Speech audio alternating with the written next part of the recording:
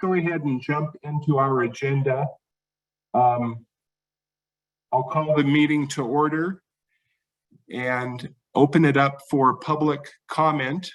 Are there any comments from those non-committee members joining us regarding items not on the agenda? Okay, seeing none, seeing no hands, hearing no voices, we'll jump off into agenda item 3, National Heritage Area Advisory Committee member updates. Are there any updates from members of the committee? I know there's a lot of good things happening, and it's been a couple of months, right, since this group met? No, a month. They met in early May, so a month and a half. Let's settle on that. Are there reports? Carol, go ahead. Welcome. Thank you. Just an item of note, which I just learned and really surprised me, that the harvest time you pick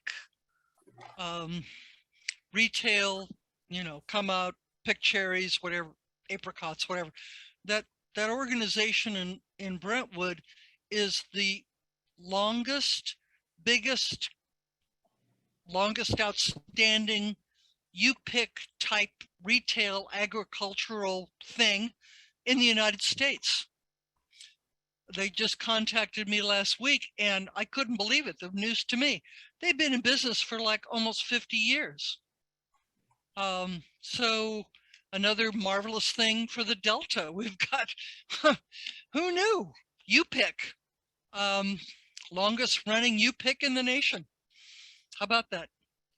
That's great. I did not know that. I knew California was home of some of the earliest direct marketing of farm products. And of course, you pick and, farm stands are part of that. And I know they have a healthy one in Brentwood. I'm trying to think of the name of it. I'm blanking on the name offhand. Harvest time. Great. Time. Okay. Couldn't believe it. Carol. Any case, the Delta strikes #1 again. All right. Thank you. Thank you for that. Let's go to Lenora Clark and then Gia Moreno. Good afternoon, everyone. I just wanted to let you know that I'm going to be a panelist tomorrow morning at 9 o'clock for the Delta Counties Coalition Summit. And we're going to be talking about the Delta, the tunnel, water, reliancy, recreation, everything about the Delta. And it's put on by the Delta counties. Thank you for that reminder, Lenora. And I will, when there's a spare moment here, I will try to put a link in the chat if anyone's interested in tuning into that. It is both in person at the Sacramento County Board of Supervisors chambers, but also you can join by Zoom. So I call it the Water Summit, sponsored by the Delta Counties Coalition. It should be a good get together. And welcome to Matt Holmes. And go ahead, Gia, you're up. Thanks, Eric. I just wanted to let everybody know that we are having the Pear Fair again. It's our welcome back year. It's July 31st, which is the last Sunday of July. So we'd like to see everybody out there. It's kind of a rush to get everything going because everything kind of just got approved recently. So just wanted everybody to know that we'll see you there.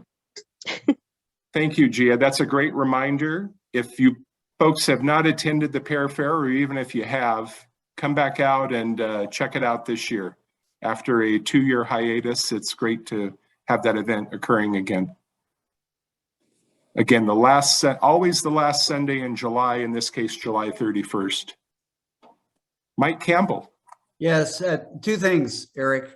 First is this Sunday, we're celebrating, our community of Clarksburg is celebrating the 75th anniversary of our Volunteer Firefighters Association. And we're celebrating firefighters and commissioners. Mark Pruner is one of the commissioners right now. So his service to the community will be celebrated on Sunday. And the other is we should be able to start the restoration of the schoolhouse the end of July. That's our goal, the full restoration. That's great, Mike. And great news that the schoolhouse work will begin. Well, of course, the work's already begun, but the actual restoration of the building is I think what you mean, and that's great Right. that that'll start in July, Correct. End of July. end of July. Okay, how about Trevor Rice? Just a quick announcement, maybe not in so happy of a tone, a little bit in real time here. We've just had a grass fire pop up in Port Costa, roughly about 20 acres is the last that I heard.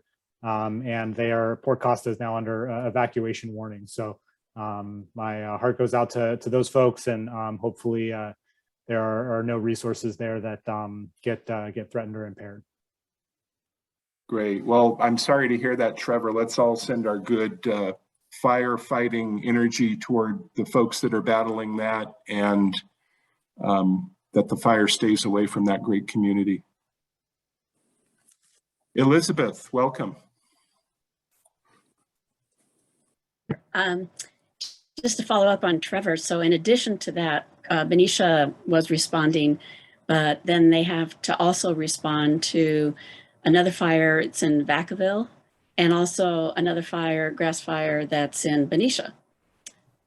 So for some reason, there are grass fires erupting, and we did have some arsonists out last month setting fires in Contra Costa, and it shut down the rail for a little bit. So it was kind of a serious situation, but it never, I don't think it ever actually threatened Port Costa, but that's a really dangerous area for fires to erupt. So most of the attention's on the Port Costa.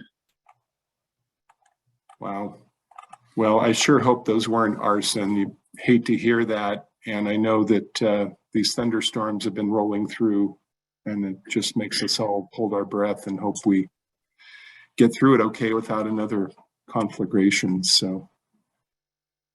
Yeah, I don't know if, so I think we met, the last time we met was before the Great Benicia Pier Fire. If anyone has any questions about that, I'd be happy to describe what happened.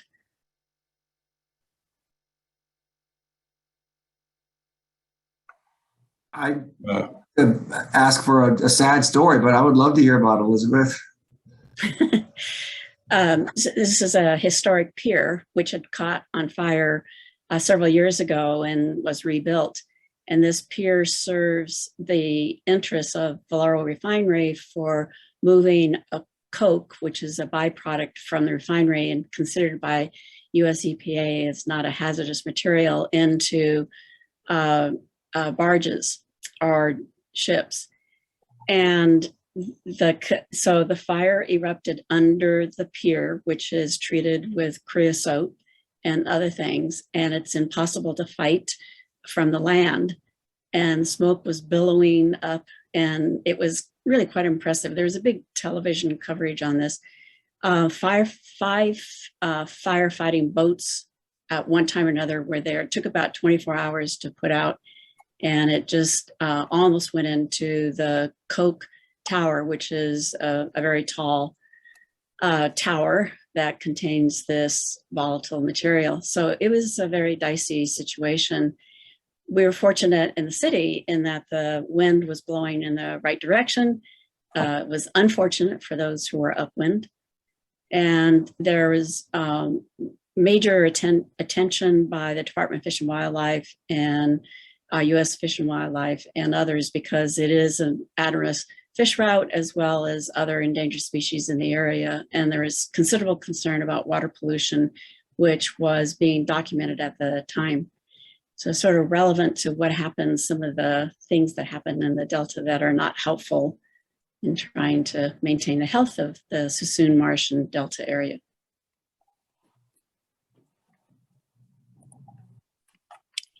All right, well, thank you for that report. Any other committee member reports?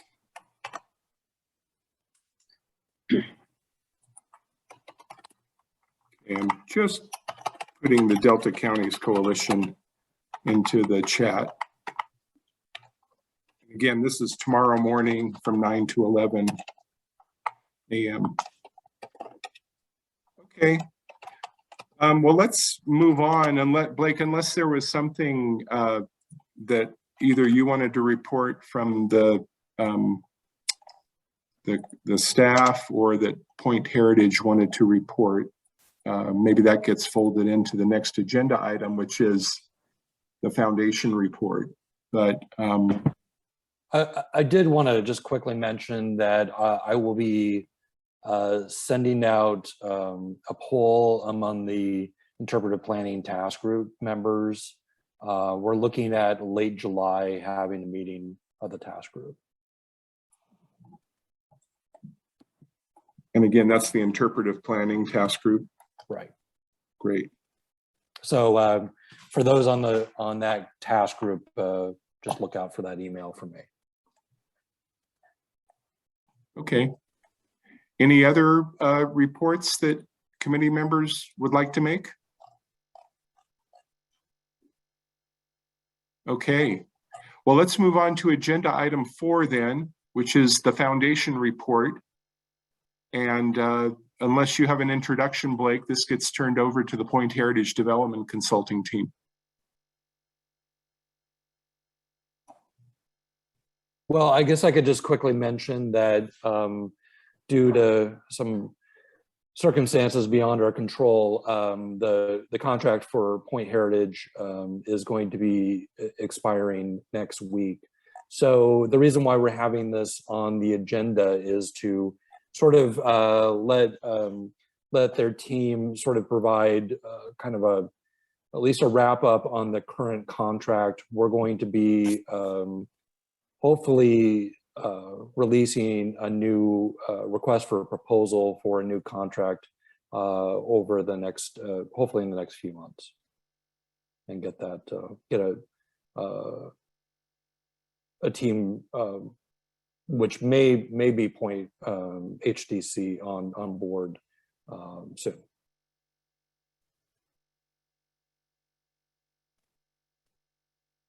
This doesn't make any sense. Well, because we're a state agency, we have to sort of deal with state contracting rules, and unfortunately, we anticipated that we could extend their contract, but unfortunately, we weren't able to, and so that's the reason why we're in sort of the circumstance we're in right now. Which it's unfortunate, but unfortunately, we have to kind of stick with the state contracting rules. And potentially another consulting group could come in. It's a possibility. We have to put this out to bid, so it is a possibility. Yes. I think as Augie will probably mention later, this is one of the hazards of having things within a state agency. Were we supposed to be finished by now? We had anticipated, well, I think we had anticipated that we were going to be able to extend the contract, but unfortunately we weren't able to. So does everything stop? No, I mean, the work of state parks and myself will still be going forward. And we'll be using the work of Point HDC to assist us with that work. Blake, I don't know if the foundation report will address this, but I'm sure that there are questions from the committee members about the timing at this point. And is that something you're prepared to talk about now, or does that get covered in the foundation report? Well, I think that's probably something, the report doesn't directly deal with this, but we're, based on what we've been able to hear from our administrative staff, hopefully we can get somebody, a team on board in perhaps early fall. So we're hoping that will until then, we can kind of keep momentum going through work on the interpretive plan and other parts of the management plan. So at this point, it will probably delay. We had initially anticipated that we would be able to release the management plan perhaps in September for public review, but obviously given this news, it's probably going to be later in 2000. I would say probably January of 2023 would be probably the earliest.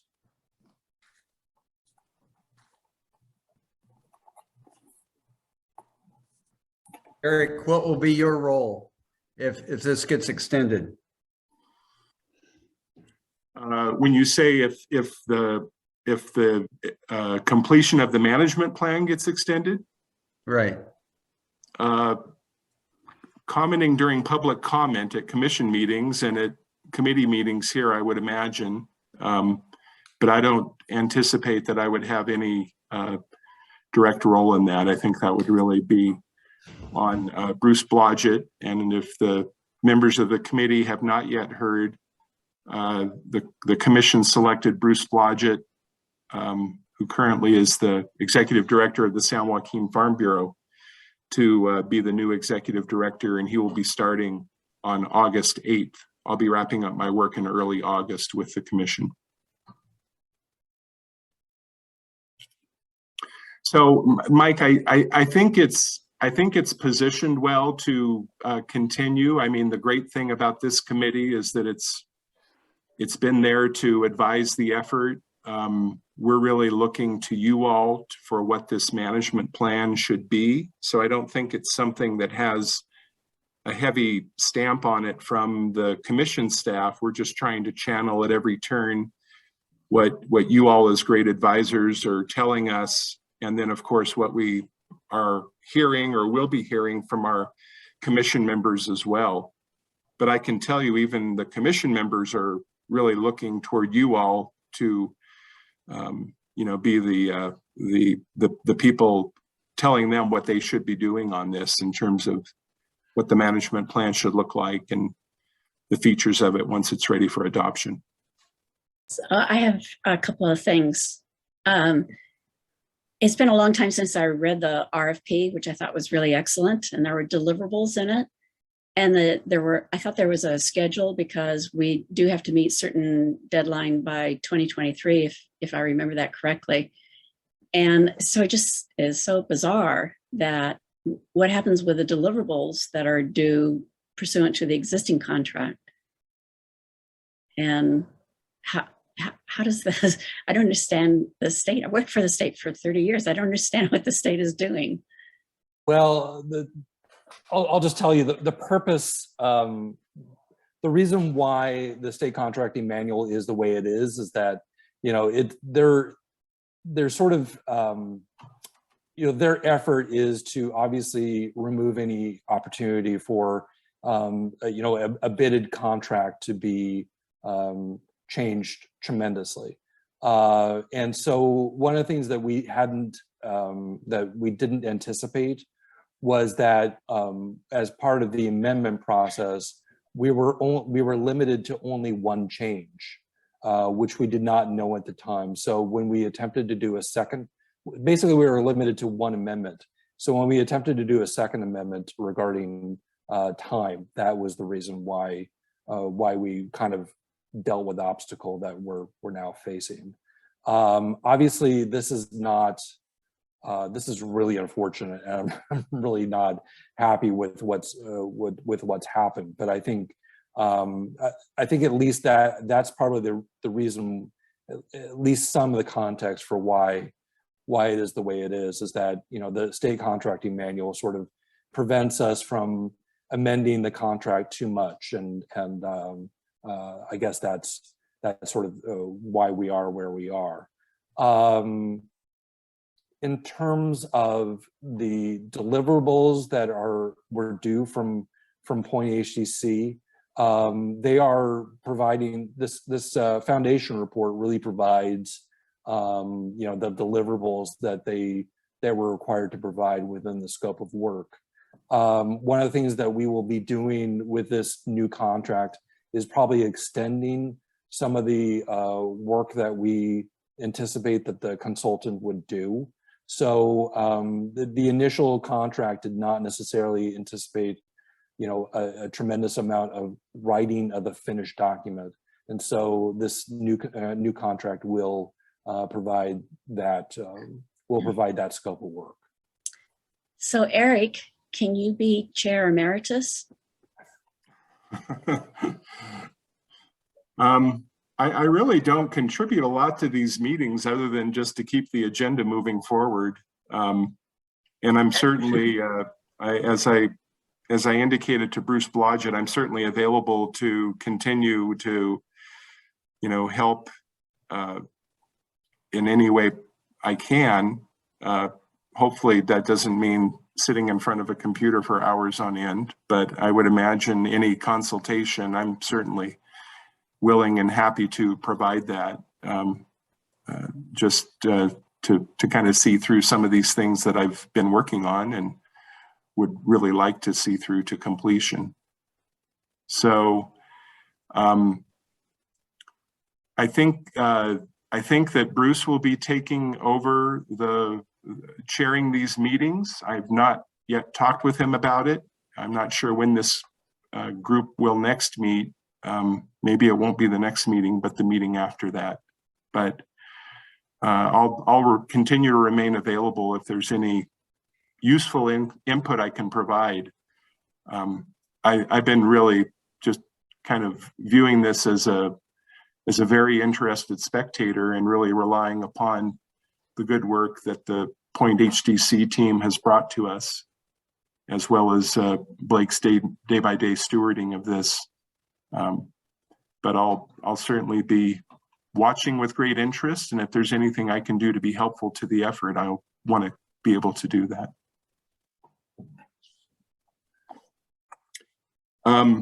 Mike Moran, then Mike Campbell, then Janet Lake. Great. I'll go quick, just kind of a point of just order here. With the contract ending, and Blake, you said you can still work on it within state agencies. Are the rest of us still allowed to be involved with this before contract? Oh yeah, yes. Okay, yeah, very absolutely. good. Perfect. This solely relates to the Point Heritage contract between the commission and Point Heritage. So, I mean, we would like to have them along for this interim ride, and I'm hopeful that we'll continue to be able to work with them if they're interested in, bidding this next part of the contract. And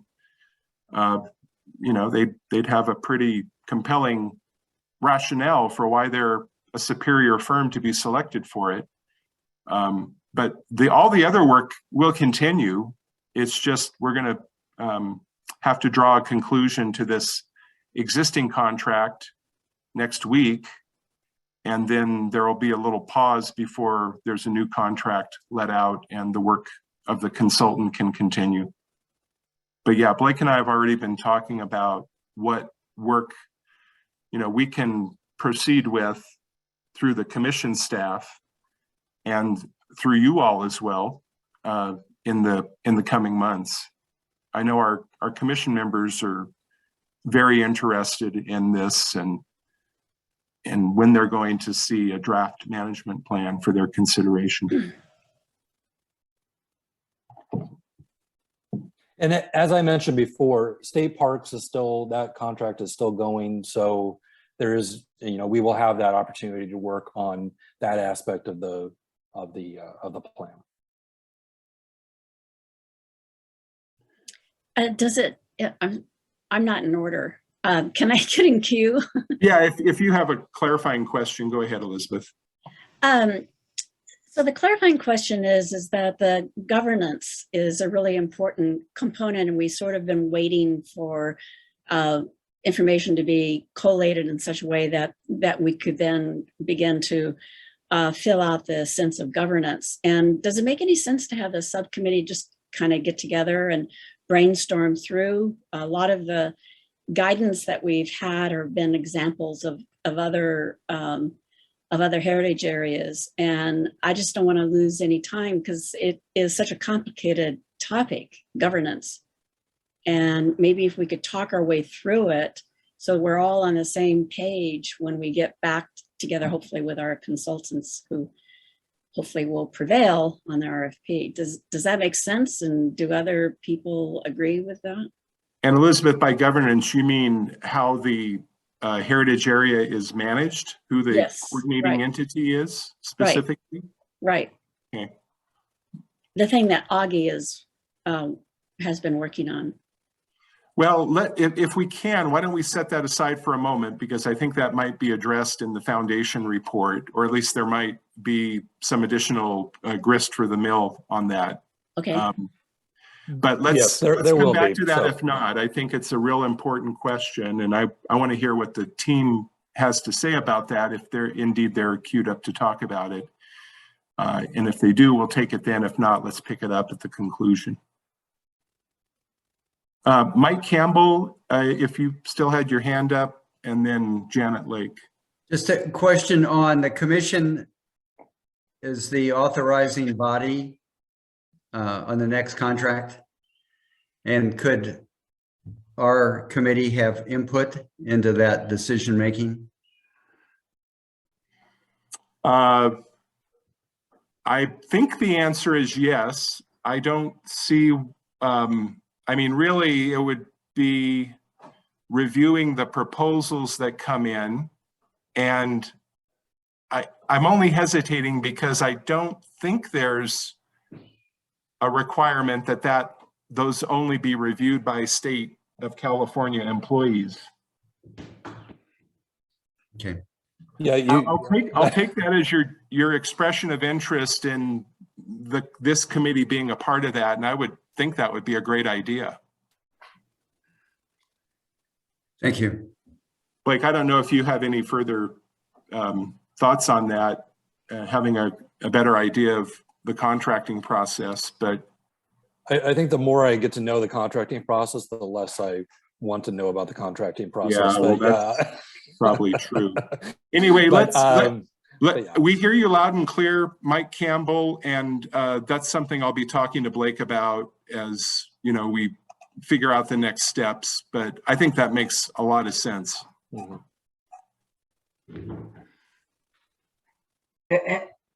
And Janet, go ahead, Janet. I'm sorry.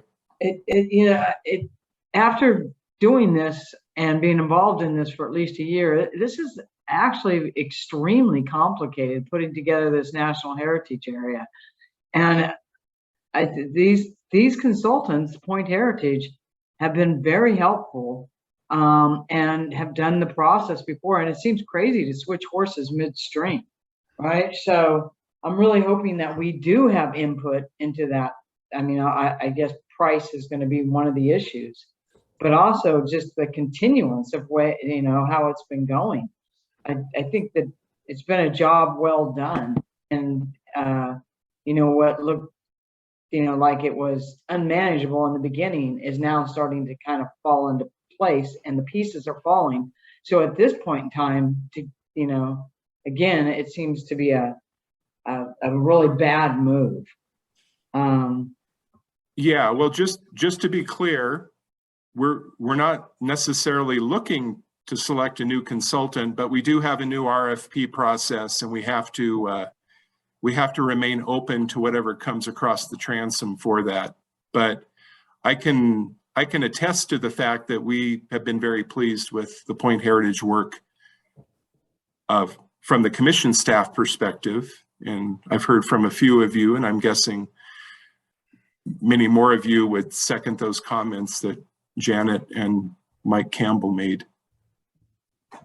As a long time ago, as a consultant and responding to RFPs, we always were very aware when another firm had an inside track. And it's very expensive to respond to RFPs. It's thousands of dollars. And so you don't go into it lightly with the idea that, oh, we can ace this. And I just try to add a little bit more positive tone to the process. It's just really unfortunate about the process. And and again, I have some experience with state contracting, and so I know it's a headache. But the past experience I had was that you weigh the cost of responding with the likelihood of getting hit. And maybe not everybody understands or has experienced that way, but hopefully this will be more soothing concept as we look at the report today. Thank you. I appreciate that, Elizabeth. Are there any other comments before? Maybe this is a good time to turn it over to the Point Heritage team. And I think some of these concerns might be alleviated, at least in part, by what they've prepared. And if they're not, then let's return at the conclusion of their presentation and have some more discussion on that. Does that sound okay? Okay, with that, let me turn it over to our great Point Heritage team of Augie, Nancy, and Carolyn. And I have to admit, I don't know who's the lead on this, so I'm just going to turn it over to you three, and thank you in advance for what you're presenting. Well, I'll get us started.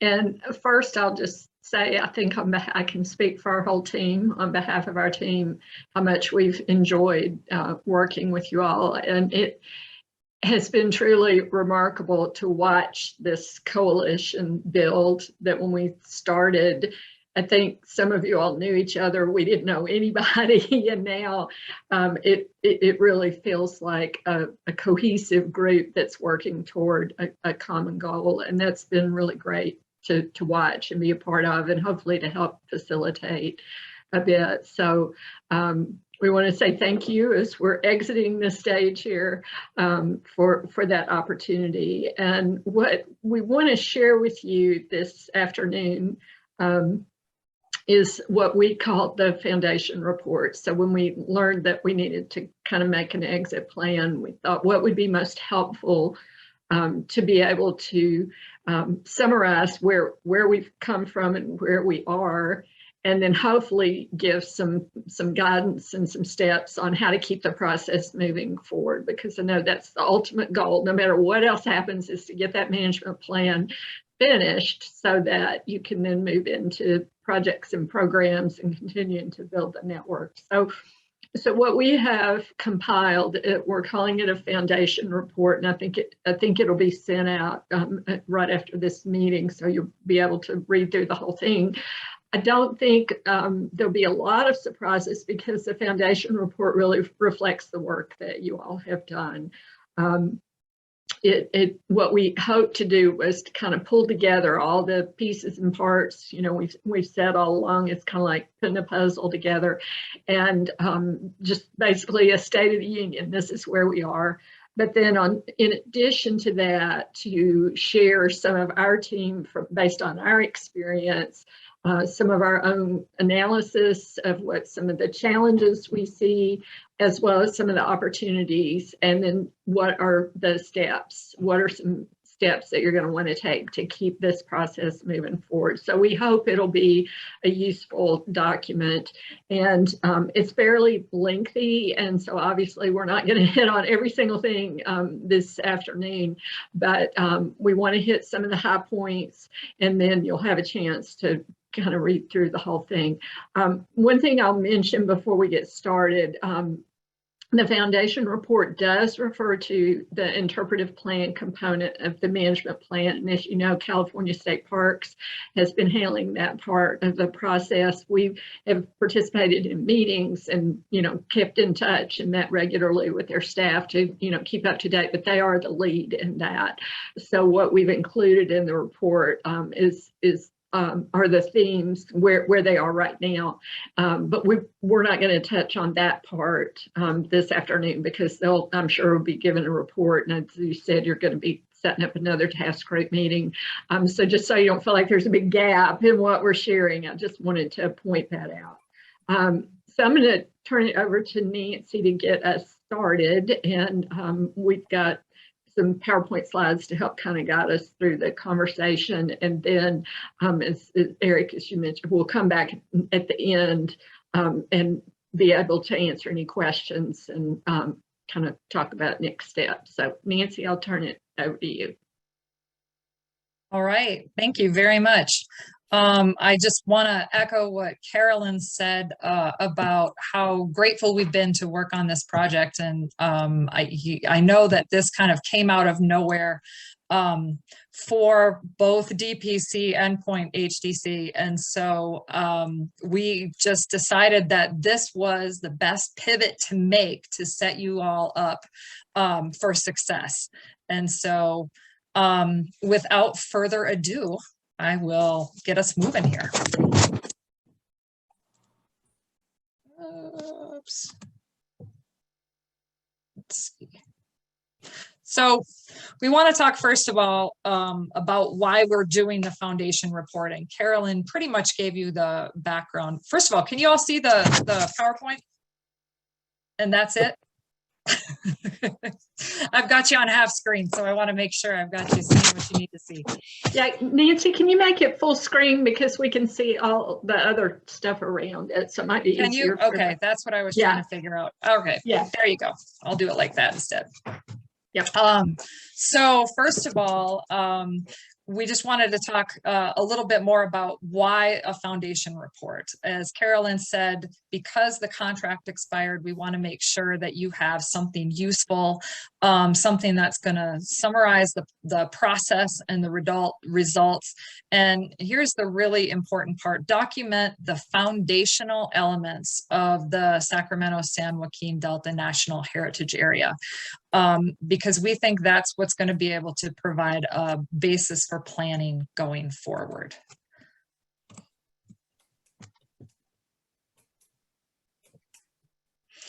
So what we're doing is we are adapting a process that the National Park Service uses. So I think Trevor, especially as a planner for the National Park Service, is going to be familiar with a foundation document. We're not taking it quite that far, but what the Park Service does is the beginning of their planning process is to figure out what the elements for a national park unit are that are absolutely critical for getting the planning right. And that usually involves an understanding of the purpose and history, the significance, the resources that contribute to that significance, the mission and the vision of an organization or a place, as well as the planning requirements and legislative mandates that need to be met in the plan. Administrative commitments and constraints are also part of those foundational elements. And for national heritage areas, something that's not quite as important for national park units is the partnership network. So we're adapting that tool so we can look at the work that we've all done together to figure out what those foundational elements are. So we're going to walk you through kind of the structure of the report and point out these foundational elements that we've been working on the way. And as Carolyn said, a lot of what you're going to see in the report you've heard before because you are the ones who have been putting this together. So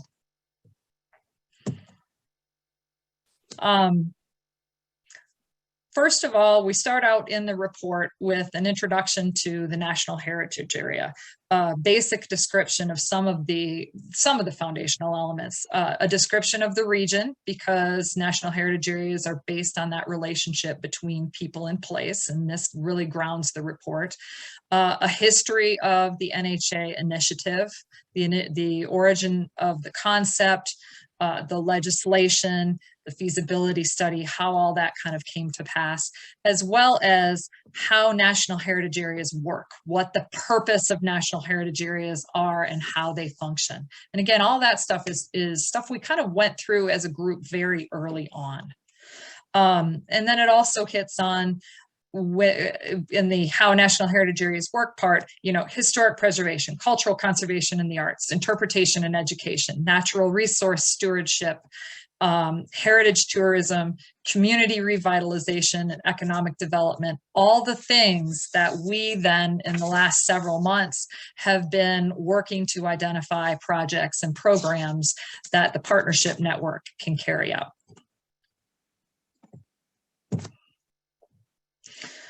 So one of the things that grounds this, and we have been working with the Washington office and the Northeast region with a different national heritage area. So we've really been focused on these legislative requirements recently, is what is in Public Law 116.9 that established 6 new national heritage areas in 2019.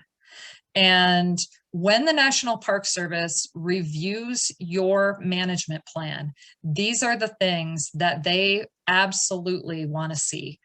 The interpretive plan, and as Carolyn mentioned, that is under development by California State Parks, and that is the piece that's going to continue to roll forward. Resource inventory, that goes in part hand in hand with the interpretive plan, and that is something that Blake is spearheading in-house for DPC. So that too is going to continue to roll forward smoothly.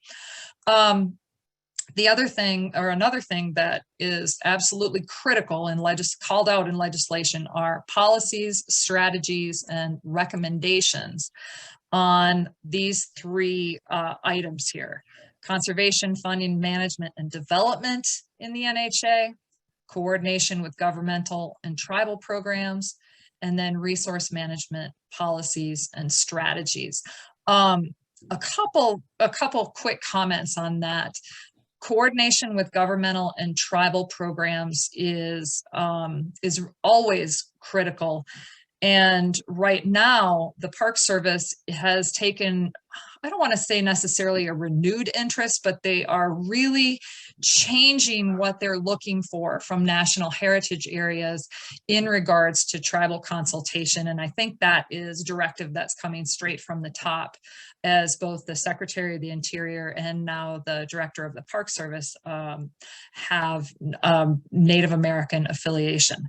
And so they have helped to make a really special effort in all the regions to I think each of the regions now has a tribal liaison, where they did not necessarily before. Before that was, I think, handled by the regional ethnographer. And so it's something that they're really looking for in the management plan. And Point HDC hasn't been the lead on tribal consultation, and really it's consultation with a small c with this process. That has fallen to both the DPC staff and then state parks through the interpretive plan. But we really want to flag it as something that is going to get looked at closely as you move forward with management planning.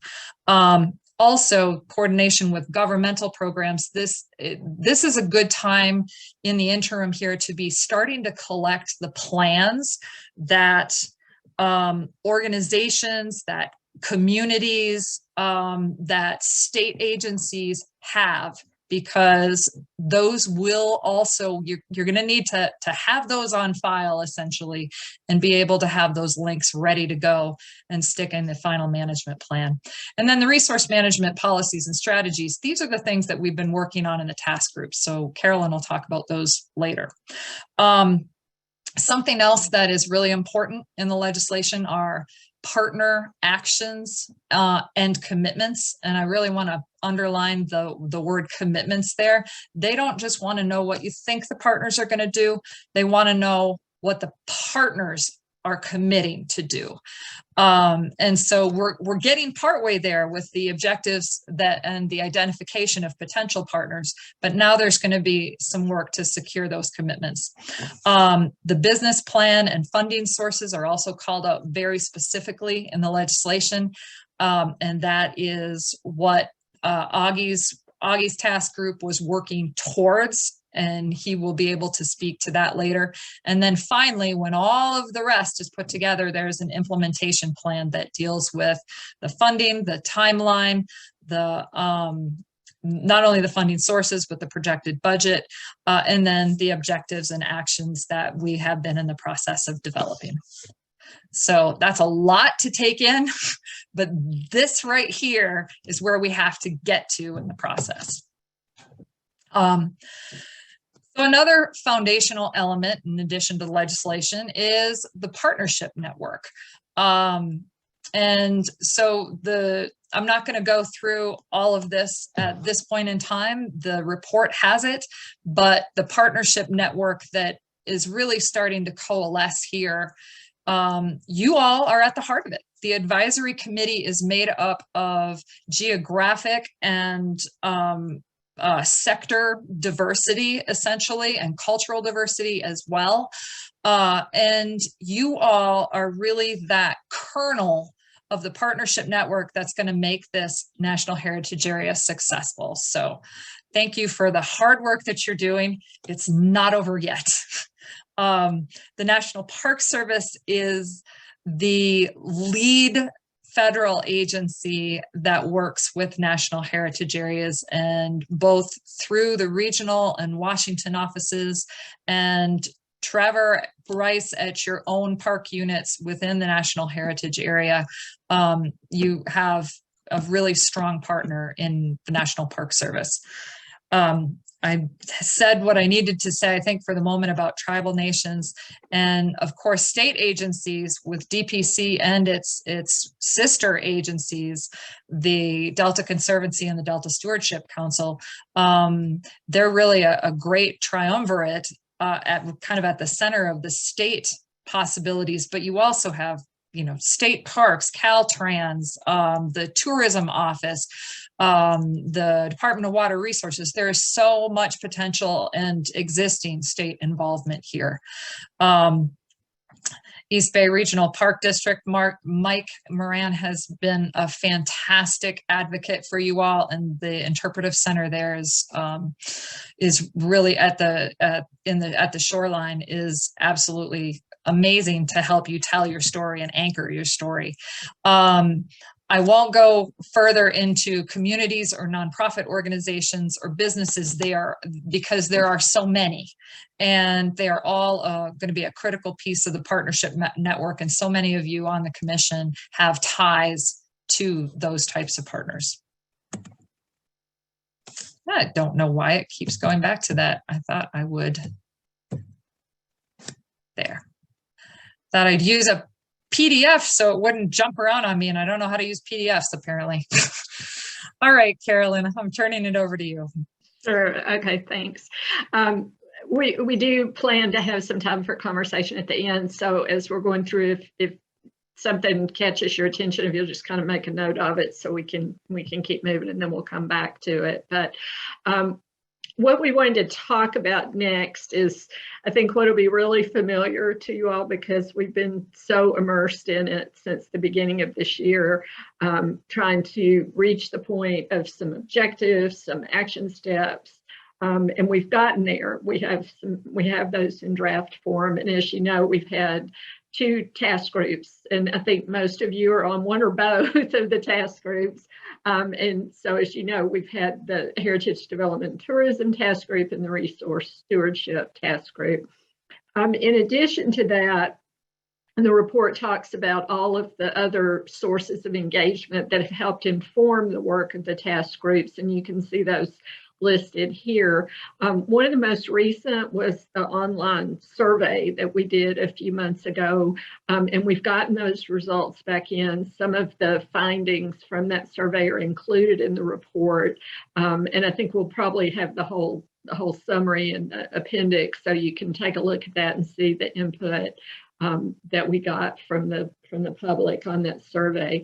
But thinking about what these task groups have worked on in the last few months, what I wanted to do was just briefly recap a little bit, but also share with you what's emerged as some of the challenges, and also what are some of the key opportunities. And so I hope kind of your homework assignment here in the interim, before these work picks up again, hopefully in the near future, is to think about some of these challenges and opportunities and what those action steps that are on all these charts, how they might address those, and how you want the heritage area to engage with heritage development, tourism, and resource stewardship. So, and Nancy, I think you have control, so I'll let you advance to the next slide. So I'm going to start with heritage development and tourism by sharing some of the challenges. I think some of these have emerged from our conversations, from public meetings, from all that list that you just saw. A couple of them are ones that I, as heritage tourism is my area of expertise, if you will, want to really lift up and kind of bring forward for you all to think about how you want to address this. The first, I think, is probably one of the most important, and that is that Visit California, which is your state tourism agency, does not promote the Delta and does not promote a national heritage area. Now, when I get to opportunities, I'll address that, but I want to make that clear. If you look at their website, if you look at their promotional materials, they sent me a whole box full of brochures and maps and everything, and you guys just aren't in it. So that's foundational if we're going for foundational. Probably one of the reasons for that is there is no official destination marketing organization.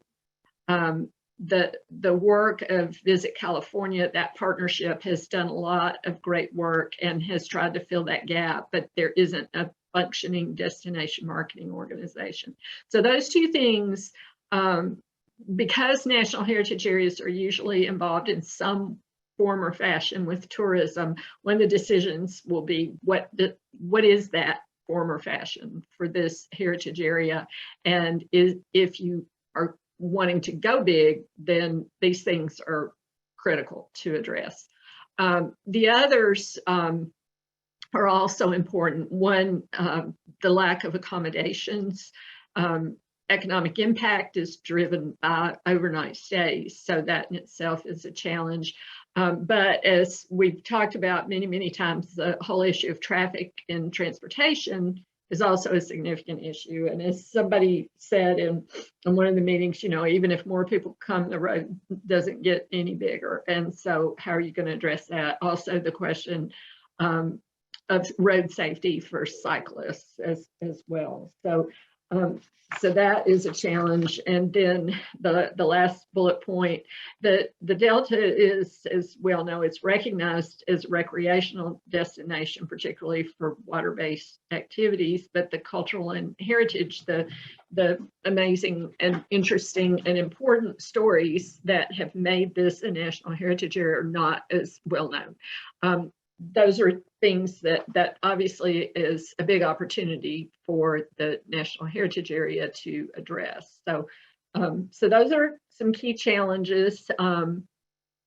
But on the other side, I always say a challenge is also an opportunity.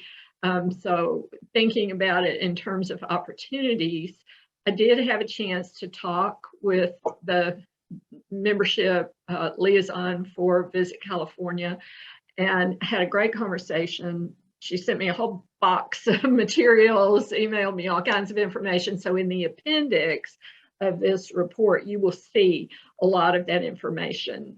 We included that links to opportunities, programs that don't cost anything or very low cost, no membership required. It just requires somebody to be that connector. So that's a great opportunity, I think. The other thing I mentioned, you know, the minimal accommodations, but we've had people at many of the meetings, at the public meetings, and participating from Stockton who've expressed a strong interest in becoming part of the heritage area and participating, joining, being within the boundaries. We know there are all issues about redrawing boundaries, but there's not a prohibition on partnering with others in the meantime. But Stockton has a full-blown destination marketing organization. They also have 2,000 hotel rooms. So with what they have, the way they call theirs the Convention and Visitors Bureau, the way they function, if the decision is made to make tourism, heritage tourism, a key part of what the heritage area does, they can be a great partner. A couple of other things that are in the works: the Pacific Flyway Center, which is just on the edge in Fairfield. If that moves forward, which I think it is or will, that can be a major destination, as the California Indian Heritage Center will be. So those are both kind of on the fringes, on the borders of the heritage area, but have the potential to bring lots and lots of people who already have an interest in culture and heritage and have an interest in the ecosystem, the outdoors, natural resources. So those are great potential partners. And then the last bullet point here is, we've talked a lot about whether or not the heritage area should have a grant program. That decision is still pending, but obviously if that happens, those grant funds could be very useful in funding heritage development and tourism related projects, particularly as we said, one of the challenges of helping people know more about culture and heritage attractions, new exhibits, events, tours, programs to build that visitor experience. Next slide, please. So what we've done, as you know, is look at what the role of the National Heritage Area could be related to the action steps. You'll see in the foundation document, we included those charts that we've been working on for several months. And as you know, if you were on that task group, we've looked at them in these different categories. The administrative role, again, that question of will the heritage area take on that function as a tourism entity, the role of advocacy, role of promotion, and role of education. So that chart that you'll see again also tries to begin to identify what could be the role of the National Heritage Area. You'll also see a lot of blank spaces because the haven't really made a decision or leaning in one direction or the other on what that role could be. So that kind of comes under the heading of work that's still out there to be done to confirm what those action steps will be. Next slide. So where we are right now with heritage development and tourism, these are still in draft form. So the next step is going to be to review these again, these 4 objectives that we've set forth, along with the action steps, identify, confirm, are these the ones that you want? Is this what you want the heritage area to do?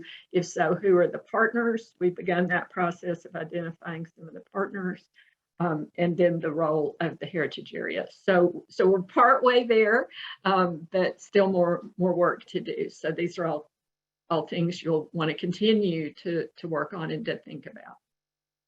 Next slide. So that's the work of the Heritage Development and Tourism Task Group. The other task group, as you know, is the resource stewardship, thinking about both the built environment, preservation of the built environment, and the natural resources. And we included recreational. It kind of lives in both of these task groups, the recreational resources. So the challenges that we've talked about and identified related to resource stewardship, preservation, and conservation, there's a small population in the rural area, which happens in pretty much anywhere that there's the small population. It's harder to recruit volunteers and advocates, and a lot of times you end up with the same people wearing 10 different hats, just doing a lot of that work. So that is not an unusual challenge, but it's one that needs to be acknowledged. Obviously, the natural resources are fragile. In recent years, we've heard just this evening about fires, some of the effects of climate change. We've heard about the tunnel. We know that heritage area does not take taken a position on that, but we know that these resources are fragile, and then there are these factors that are playing on them. Historic preservation, we've spent a lot of time talking about that, and it really emerged as I think a consensus of the group that that's an area that the National Heritage Area could become very active, because in a lot of communities it's just absent because there's kind of nobody to organize it, recruit potential investors, find that funding. There's no regional nonprofit preservation organization, so you're not competing with another organization because there isn't one. And then we've also identified need for improved facilities for water access. We know that the Delta is a recreational destination for water-based activities, but time and again, we also talked about the need for better access, better resources. Next slide. So in terms of opportunities, the really good news is there are a lot of agencies whose primary mission is conservation of natural resources, the Delta Protection Commission being very obvious. And so through the work of the group and input from all these other sources we've talked about, I think that we're trending toward consensus that the heritage area doesn't need to duplicate what a lot of these other groups are doing, but instead to be in a supportive role related to conservation, and then instead focus more on historic preservation on the built environment. There are a lot of state programs that offer resources, but it takes somebody getting them from point A to point B. Here's the resource and the education that's required, the technical assistance to make that happen. There are a lot of grant programs for both conservation and preservation projects through state agencies, but again, connecting people to those resources. And then finally, again, we've talked about the potential for a grant program. We shared also throughout the planning process to date some examples, case studies, best practices from other national heritage areas. Many of them have grant programs and how they've used those to help facilitate projects in their heritage areas. Next slide, please. Just as we did with heritage development and tourism, with each potential objective and action step, we looked at what the role of the National Heritage Area could be in resource stewardship, and these were the areas that we examined and evaluated. Next slide. So we also have 4 draft objectives for resource stewardship. You will see in the report, just as with heritage development and tourism, you'll see these objectives and then again those charts that we've been working on. One thing we flagged is this second objective. In the task group, we didn't work on that because we all agreed that the DPC is going to take a look at that and see how all of the agencies that are already working on conservation stewardship are engaged, and then make some recommendations. So that part hasn't happened yet, but on what the potential National Heritage Area role could be as a supportive role. So that's where we are at this point. I think that was my last slide. Can you advance it one? I think that was my last one. Okay. So that's where we are with the task groups, meeting that legislative directive of policies and strategies, and basically what are you going to do as a heritage area? And then the question is going to be, how are you going to organize it to make that happen? And that's what Augie had begun work with the task group on and with this committee. So now I will turn it over to Augie to talk about that portion of it, and then we'll have some time for questions and discussion. Thank you, Carolyn and Nancy. As we had talked about many times before in meetings, all this work that Nancy and Carolyn and State Parks and Blake are doing with you all sort of gets folded into a process of governance. And as Elizabeth asked the question, where are we at on this? Well, right at the point where we're about to jump into it, we hit this little hiccup. But what we're doing with this is, you see with what Carolyn and Nancy have shown, and what I'll show you and spelled out more as you get the report and read it, is setting you up with those next steps so that you can carry forward. So there is no interruption necessarily in a big way to you all. We started on mission and vision, I think a year ago in July, actually. But it really came to a head with our work as a group with you all as the advisory committee, February, March, April, and finishing in May. We started with the mission statement. We began to look at the mission statement as it was developed with the feasibility study.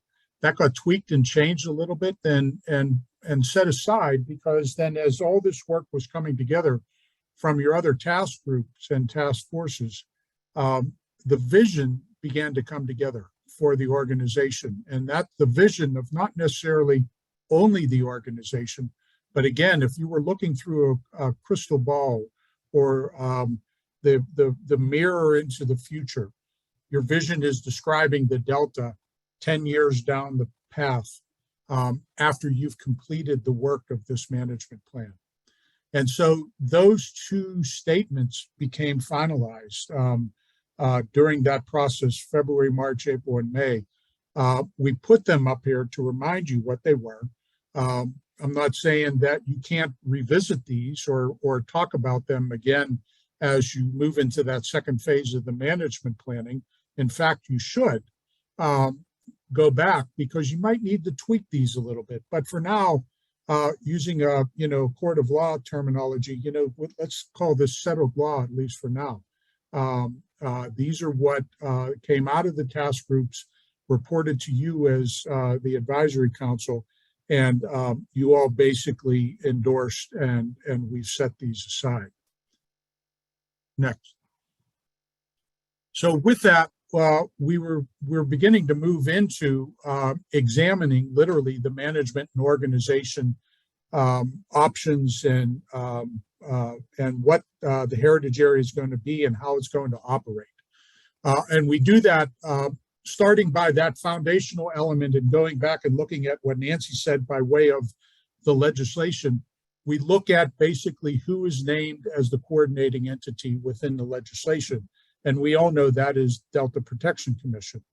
And with any of them, not just DPC, and I'm not saying those are benefits and limitations to them only. With any of them, through any management plan, you have to go through examining what are the benefits of that organization and what, if any, might be those limitations of that organization. Because ultimately, what we would do with this management organization step is thrash that all out and determine if that named coordinating entity is best for the long-term viability of the national heritage area. So what we began to look at with benefits and limitations is basically, what does DPC offer? And quite honestly, folks, it's substantial. You've got stability in the state agency enacted by a California law. And basically, that's one of the biggest hurdles of any startup organization that's working on a heritage area. Oftentimes, they are new, not only new as a heritage area, but new as the organization to manage the heritage area. And with that, you've got an organization that exists in stability. With that stability and that act of the California State Legislature, you have a basis of continuing funding to support the staff that's working with you on the heritage area development. And with that, you've got overhead. Obviously, they've got offices in Sacramento. These are huge operational startup hurdles for some organizations. So you check the box on those things as things that are really good for you all to have. Within that whole organization, you've got incredible staff people, from Eric through Blake and everybody else. And you've got other ones that, we don't even see from time to time. I'm sure there are environmental attorneys. I'm sure there are other planning staff folks that from time to time weigh in maybe with questions or advice or counsel to Blake or to Eric or to others as they might be trying to help structure the heritage area within DPC. You know, that is things that other organizations at startup have to pay for. You've got that in-house with the commission. And then finally, it's the commission itself that you've got a huge benefit in, because all of these members of the commission, these are elected officials that you all know. And they're elected from their local governmental units, either towns, cities, or for that matter, counties, as we know. And their work in those counties in accomplishing projects is what brings strength and added benefit to the heritage area, because you're within a system that knows how to get something done. It doesn't have to learn this. It also is a system of which these commissioners have the ability, have a track record actually, of working across county boundaries with, right? And that being an element of a heritage area, given your geographic size, sometimes that's a major, major impediment to a heritage area, just to get cooperation between local governments in order for the heritage area to carry out its work. That commission role breaks those barriers down for you. So there are tremendous benefits with that. Now, look at the limitations, and we talked about one tonight. You know, you're within a state government agency, and because of that, you have to live by the laws of the state.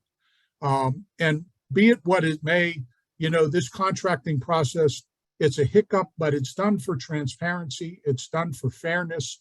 You know, sometimes we all get caught in these types of things, but that could be a limitation going forward if DPC continues to be this management agency, because you don't want these types of little regulatory or budgetary or contracting issues to interfere with projects as they advance in the future, the implementation projects of the management plan. The other thing that's a limitation, and I'm not saying Blake is a limitation, what I'm telling you is Blake is your star staff person out in the field working, and he is well respected by everyone that we have encountered in working with the group. Eric, as well as the head of the organization, and I'm sure the new person replacing him is going to have that type of credibility as well once he gets on the ground. But you have one person working on the heritage area, and that's Blake. And Blake has other responsibilities within DPC. And those other responsibilities tend to take time away from him when he's working on the heritage area. And that's a lot different than a lot of other startup heritage areas, where when they get designated, that heritage area staff person is the person, and that's his or her only function, is to work on the heritage area. So you got that competition of time with Blake, where he has other responsibilities to do and trying to get the heritage area work done as well. And, you know, look, he's got a family and all that other type of stuff. There's only so many hours in the day. Everything can get done. That staffing also creates a problem, because how easy is it if you all say, or the DPC says, we want to hire somebody in order to work with Blake to help advance this heritage area? How easy is it for the state or for the commission to put out a process to hire somebody to back him up or to assist on the heritage area project? If the contracting has these little hiccups and you have to go through these processes of RFP, we all know that state agencies, state government jobs have to be advertised. You've got to get budgetary approval. I believe you even have to get legislative approval, the way the legislation is written for the commission, in order to add staff. And then there's further limitations, because within DPC's legislative charter, there's only certain type of people that you can have working with that, if I'm not mistaken. So where other heritage areas might decide to hire a person because arts and community arts project is an important element of what the management plan says, and you all say, hey, we've got to start doing this at some point in time, DPC may not be able to hire an arts person because it doesn't fit that charter the way the state legislature has designed the DPC. So that's a limitation as well. The other thing is, we noticed this when we hit the ground back in, February or March, right at the beginning of the pandemic. You know, you're a new heritage area, newly designated, like all the others that were designated under that John Dingell Act in 2019, there was great fanfare with those heritage areas in their communities. But as we were visiting sites, we noticed that there was not that much awareness of the heritage area designation. But there was press releases put out by DPC. You know, it's not a fault of DPCs that there was not great awareness, but what those other heritage areas did that were non-state agencies was had an element of community outreach built into their work leading up to that point, so that those community partners knew what was coming down the pike. That feasibility study that was written for the heritage area didn't have as much community interaction with it as some of the other heritage areas did. So when you became designated, the news of that was sort of like, we're starting from square one with some of these community partners, where other heritage areas already had a leg up in working with those partners because they had been working with them through the feasibility study. So think about that as you go through. Any of your management and organization issues are going to, forgive my dogs, you're going to have that awareness and capability of putting that information out there. But it also is awareness in the sense of those heritage area staff people have to be also the front of that organization in the communities constantly. And now think about what I said was what Blake as the sole person and all that he has to do in managing the heritage areas. Being a community organizer is in itself sometimes a full-time job, particularly in a region as vast as yours geographically. It's not as easy to get from one place to another. We all not only experience that, you've talked about that in your public meetings. And so if he has a full slate of 5 weekdays of public meetings or community gathering meetings at the end of the day, along with a full day's work in the office to get all this other stuff done, he's going to be more of a miracle worker than he already is. So these are things that we were getting to so that the projects and programs and the recommendations that are coming out of the task force were going to be those things that we began to examine as the management and organization task force. So let's go to the next slide and talk about those. Again, these are all spelled out in much greater detail in the foundation report that you're going to be getting. But here's the high arching questions. Should DPC continue as the day-to-day coordinating entity? Now, you're named in the legislation as that coordinating entity.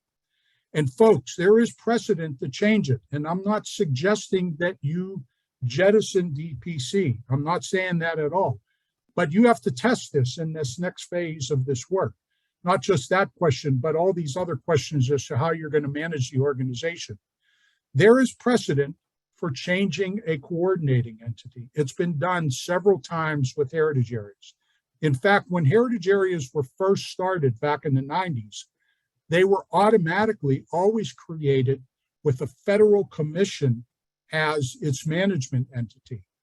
And it became very quickly known and understood that federal commissions bring a lot of benefits, but one of the biggest problems, or two of the biggest problems, was they had to follow federal procurement procedures, and federal commissions are not allowed to raise money. And raising money is a requirement that you have to do to match the federal money that you get from the Park Service. Every heritage area has to match that dollar 1-to-1. And so if a federal commission can't raise donations, what heritage areas began to do was create nonprofit organizations that worked in tandem with the commission. And in many cases, I think all but one commission exists today. Well, I'm sorry, I'll say that backwards. All the commissions are gone, I think, except for one. Those commissions went away and transformed into a nonprofit governance structure. The reason why? It's easier to contract. They can raise money. They can write grants. They can accept donations, not only from foundations through those grant applications they might make, but they can accept donations from individuals. And they're in charge of hiring the staff that they need with only the limitations of their bylaws. So that's an option that you're going to need to examine. And it could say, you could all say, DPC is the best place for it. Again, I'm not saying DPC isn't, but this is something you have to test next phase. Second phase is, and here's some precedent for this, there have been a number of places where states have been in charge of heritage areas, but what has happened was they've hit these similar types of hurdles, and they've decided that they're either going to create a nonprofit where the state agency remains that contracting conduit into the heritage area, and then the coordinating entity just basically transfers everything over to a partner organization that basically does the day-to-day management. Or some of them have even segmented out the projects. So if you're going to build trails in the Delta, there could be a trail organization whose mission is building trails. And if you want to take part of that work and segment that to that trail organization, you do that. Continue to manage the heritage area under the DPC, but they're the ones doing the on the ground work, forgive me. And you can contract with an arts organization. You can contract with an historic preservation organization, each one with that responsibility to get work done. We heard Carolyn talk about grants. Those are opportunities. So an overarching question is, what about grants? Are you going to be able to do those? Are you going to be able to do those within DPC? Are there any constrictions of state law that would inhibit you or prohibit you from making grants to partner organizations? Because just about every other national heritage area in the country uses part of its federal money or other money that they raise in order to get money out into the communities so that those partner organizations can help advance some projects.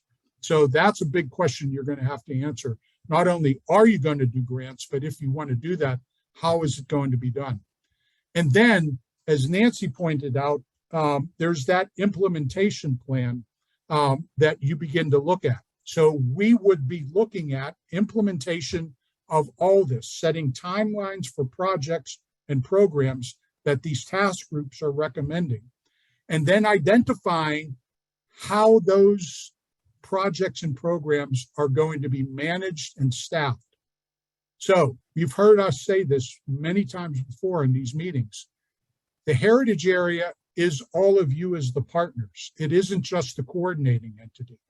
And sometimes those projects and programs that will come out of recommendations of the management plan becomes projects and programs that a partner might take on more than just the coordinating entity, or you take that on as a dual relationship. We all do that. But in most cases, the things that are going to come out of this management plan are going to be things that the coordinating entity is not just orchestrating, but actually with staff working to implement. And so what we'll need to figure out is not only what is that staffing that you're going to need? Do you need an arts person? Do you need an ethnographer? Do you need a community development person? Do you maybe need a landscape architect if you're going to be building a lot of trails? You need somebody with design and architectural understanding. Do you need an historian on staff?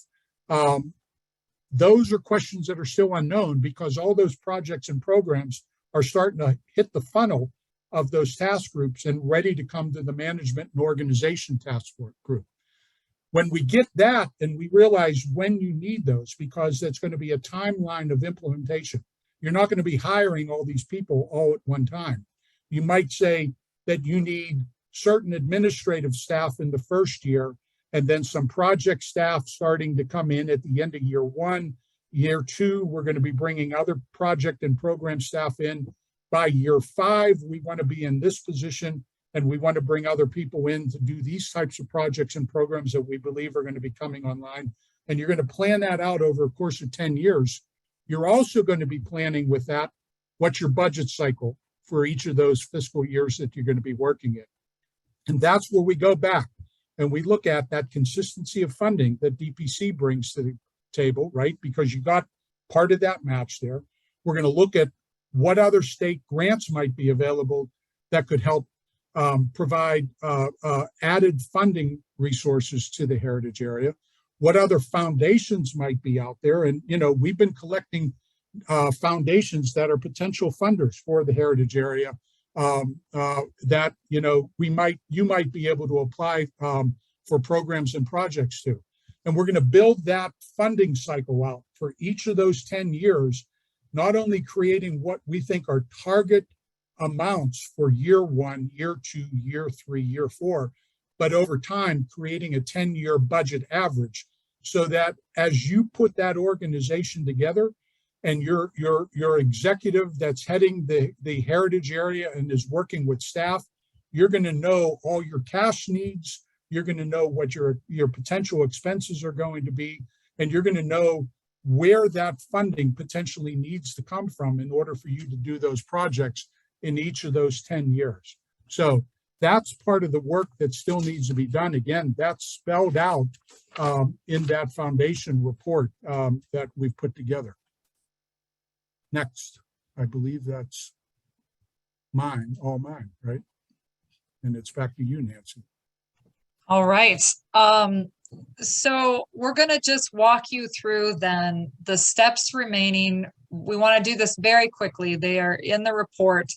And we really want to leave time for discussion as you're beginning to digest this. And we also, we know we have to stay at arm's length, but we want to be able to answer Blake's questions, your questions. So we're going to leave it to Blake to figure out how that can happen, but we don't want to leave you hanging.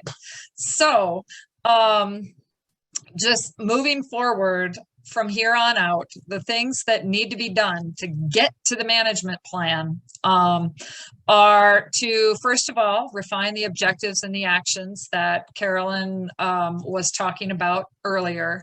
And then the second step, taking those objectives and actions and defining, you know, the 3 to 5 primary goals for the heritage area. Then, as I had mentioned earlier, when you know what the goals are and what the specific things that you'd like to do, you've got to get those partner roles defined and commitments secured. All of that then helps go towards the business plan, which Augie was talking about. So once you know what you're doing, what the big goals are, who's helping with it, and what the timeline and budget is, you have to wrap all that into an implementation plan. And then you'll have kind of all those big pieces of the management plan ready to roll. Your outline for the document at that point in time needs to really go right back to the legislative requirements and figure out where in the document you are going to be telling the National Park Service you are meeting those legislative requirements through the actions that you're taking. And then, you have the drafting of the actual plan to take care of the background chapter with all the foundational elements, themes, significance, coordinating entity, partnership network, legislative requirements, goals, NEPA, the National Environmental Policy Act, and CEQA, its California equivalent. DPC and California State Parks need to draft the interpretive plan chapter, and then someone needs to draft the content chapters for the projects and programs. Then there's the business plan chapter and the implementation plan chapter. And then the appendices are super important in a document like this. So you've got your resource inventory and the associated maps, partners, letters of support, the memorandums of understanding that demonstrate some of those partner commitments, those kind of things. Then comes the submittal process. First, you go, you submit to NPS, the National Park Service, for a technical review, kind of a behind the scenes, do we have everything moving in the right direction kind of review. Then with their comments, you prepare a public review draft. And that, this should actually say for at least a 30-day public review. It could be longer in your case, especially with some of the state requirements you're meeting at the same time. But the document needs to go out for public review. Then there will be, at that same time, it's going to subject matter experts within the National Park Service. And so you're going to get the comments back from the public and you're going to get the comments back from NPS, wrap all those together, and then you've got your final plan. But when you have your final plan, you still need to publicize it. It is a tool to get your partners, to bring your partners to the table to get things done together. So when the planning is done, in a sense, that's when the real work begins, as they say. And it's, of course, very important to share that with the state legislators, with your delegation, and with everybody who has participated and has something to contribute to the plan going forward. So that's a really quick walk through those final step by step by step. Next things that you need to be thinking about, but we wanted to leave time for discussion.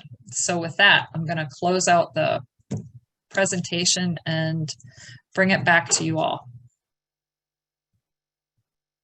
We have questions or comments. We'll be happy to. Yeah, thank you. Thank you all three. That was a great walkthrough, and I'm sure that there are some questions out there. Trevor, go ahead.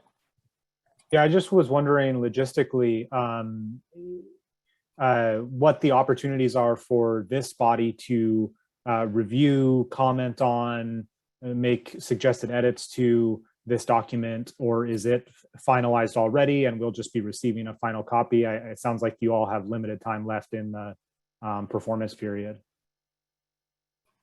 I'm the contract holder with Point HGC, so I'll take a quick stab at this. We talked about this with Blake as we were going through the process, and certainly if there are factual things that need to be corrected, we absolutely will make sure that we do, we can get all of those in. This is essentially an observation, though, and so if the observations are radically wrong, we can certainly take a stab at fixing it. But it's something to build on. Instead of, your focus shouldn't be on this document. Your focus should be on getting past this document and using it to get to the next step. But certainly, if there's stuff that's just flat out wrong, we can't leave it in there. And yeah, and unfortunately, it's your fiscal year. It's June 30 is technically the end of the contract.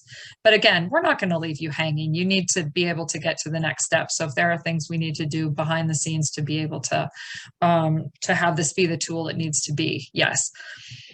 Does that help answer your question, Trevor, or did you need more specific answer than that?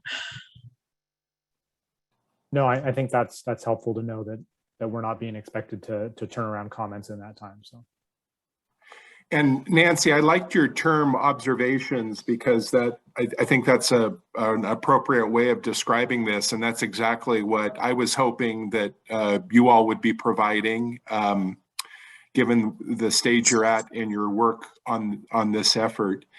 The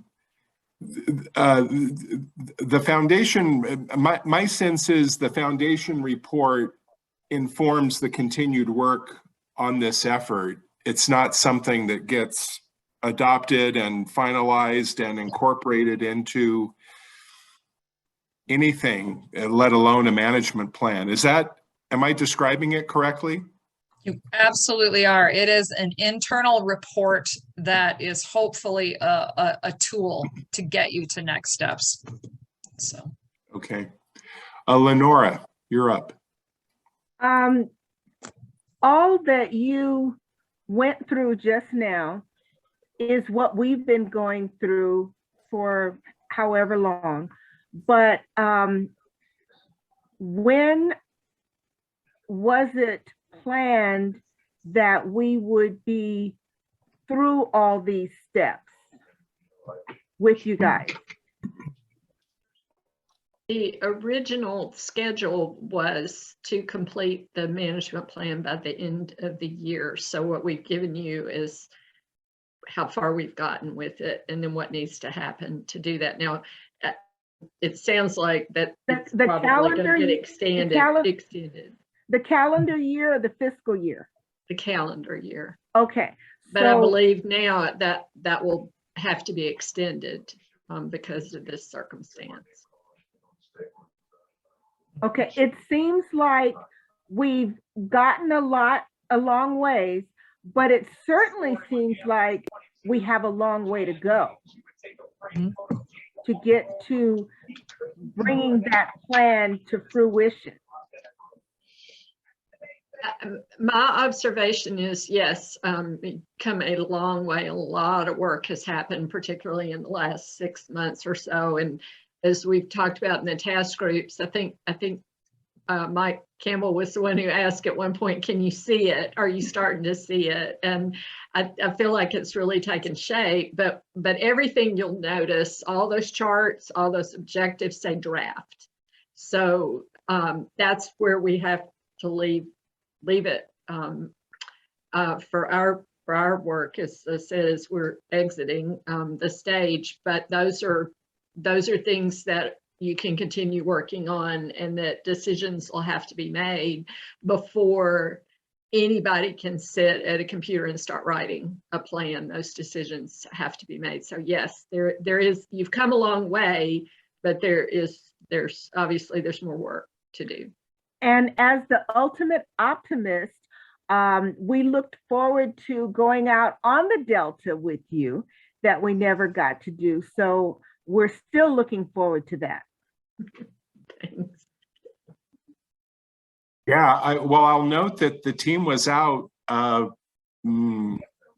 forgot when that was. I think it was end of August, 1st of September.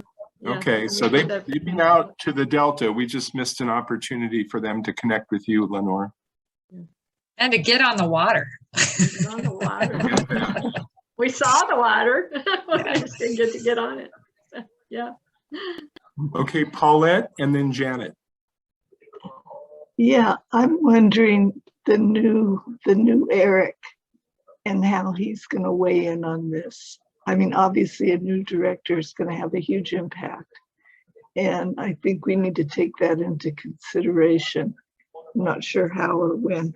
And also, pardon me for wordsmithing, but can it be called the foundational report? You keep going back to the word foundational. When I hear foundation, I think of money and fundraising. So I think it could be slightly misleading. So just some thoughts.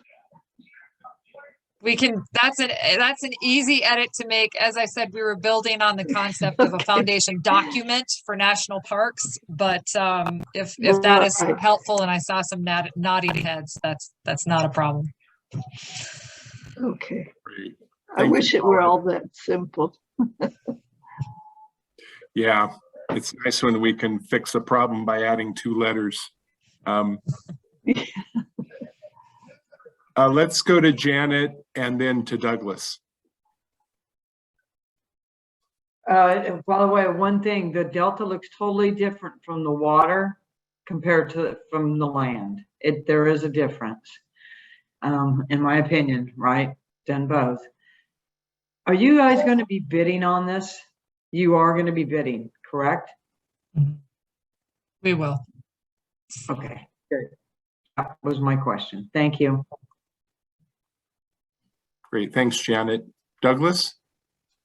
Oh, hi, yeah. Oh, so for Lenora's information, I did have the pleasure to show Carolyn the town of Locke when she was in town. Yeah. So, okay, my question is, in the presentation today, you mentioned that our involvement is mainly the National Park Service. So my question is number one, okay, so do we get involvement from the state park at all? Number two, what is the National Park Service involvement with us now so far? I'm gonna answer that because I think you're responding to my my mention of the National Park Service, and I don't want to give the impression that they are your primary partner overall. They are the lead federal agency that works with national heritage areas, and the federal money that comes to national heritage areas is channeled through them through an annual work plan and contract. And so they have a really important role for that reason. They're your connection to Congress, to the appropriations process, to all of that, in addition to the California delegation. However, you have a huge network of partners in the region that, that are equally important. They just don't have that contracting piece. So I didn't want to give that impression but yeah, state parks, I think will remain involved as a partner. And then of course, Delta Protection Commission as the coordinating entity, as a state agency, is absolutely critical to whatever happens in the future. But there are lots of partners and if Trevor, if you wanted to speak to the park units on the ground and your relationship to what this initiative is, feel free to hop in as well. Sure, yeah, I'll just mention that, the National Park Service plays a number of different roles depending on which, as you kind of allude to, which portion of the organization you're talking about. Of course, I'm here representing some of the local park units that are both within and nearby the National Heritage Area. We, of course, you all have heard from Linda Stonier a number of times throughout these meetings and other meetings. She is our contact at the regional office who manages the NHA program for the region. We have similar staff who manages at the national level. And then, of course, the management plan eventually, as has been talked about a number of times, gets submitted through a sort of surnaming process up through into the department. And thank you, Trevor. Well, so at this point, should we involve the state park at all? Blake, I think Katie is in the meeting, and I don't know if you guys want to address this at this point. Can you repeat the question? Oh, the question is, should we, at this point, should we involve the state park at all? All the state parks. I'm not sure. I'm really not sure what your question is. I mean, we are. I mean, involving. Okay, we are obviously going through the process of achieving various objectives for our management plans. So during this process, should we have the involvement of the state park, or or it doesn't matter? Douglas, do you mean beyond the work they're doing for us as a consultant? Because they're working on parts of the management plan. They are. Okay, because I didn't know, sorry. So they are already involved. Okay. Okay. Yeah, and I would anticipate that we will be continuing to work with state parks, after the end of this process, and and in fact, we can already think of things that projects that we could be working with state parks on in the future as part of this. Yeah, we have a stake. We're partners as well as a consultant. So That's the way I'd like to look at it. And I'm involving our planning division, which does planning, which does has a lot of other sections that they're working on of other projects such as the Delta Water Trail. We have boating and waterways, and then we have 10 state parks with the new state park that was just I think it's Delta Vista. I can't remember the name of it, but we have a new state park in the Delta. So I mean, we've got a big stake in the success of this heritage area too. So yeah, okay, that new state park is not in the Delta, but it's close. So okay, I got it. Thank you. Yeah, I like what Katie said, consultant and partner, because certainly they're doing some work for us currently as a consultant, but we highly value them as a partner. And I think that partner role is one that will increase in prominence as the work concludes on the interpretive plan, which is what they're the lead on right now for us. Did I state that correctly, Blake or Katie? It's the interpretive plan that you all are preparing for the management plan? Yes. Okay. I would love to dive in and just take over, other sections of it too, but my boss wouldn't be very happy with me. Well, they don't need to know. They already don't know that I'm doing a lot of work on the side anyway. That's our little secret. We won't say anything to them. Okay, Elizabeth. So in order to maintain the momentum, it's going to take a tremendous amount of Blake's time, probably 120%. And he has other duties, according to the presentation. And is there a possibility of getting augmentation on DPC's budget so that he can spend full time? For instance, to have us continue to meet and to work on some of these things is an enormous undertaking by staff when you have to do that. And I know you've probably been thinking about it. Just wanted to hear what your thoughts are and what the possibilities are for augmentation with the state budget, such as it is. And then one partnership that we don't talk about too much, but has a different revenue source that might be more easily utilized is the State Lands Commission.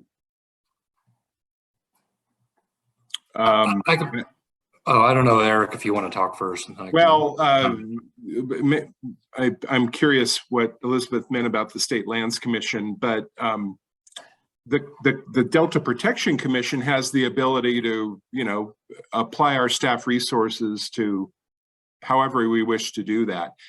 We're not going to get any state budget augmentation. The state budget for the fiscal year that begins next week is pretty much wrapped up, and it's going to be a baseline budget for us. So there's no additional budgetary resources, but we certainly have the flexibility within our staffing to redirect people into projects that need to happen quickly.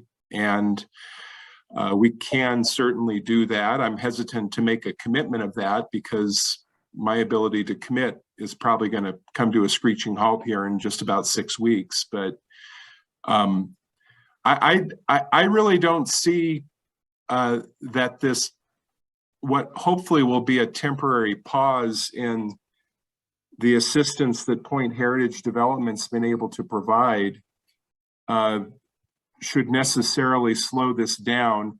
I'm going to put Blake a little bit on the spot here and ask him to talk a little bit about that and about next steps. We're kind of at that point in our meeting where we should be wrapping up here. And so I'd like him to talk about next steps, including when we next intend to bring this group together, the management committee, and then what will likely be on that agenda.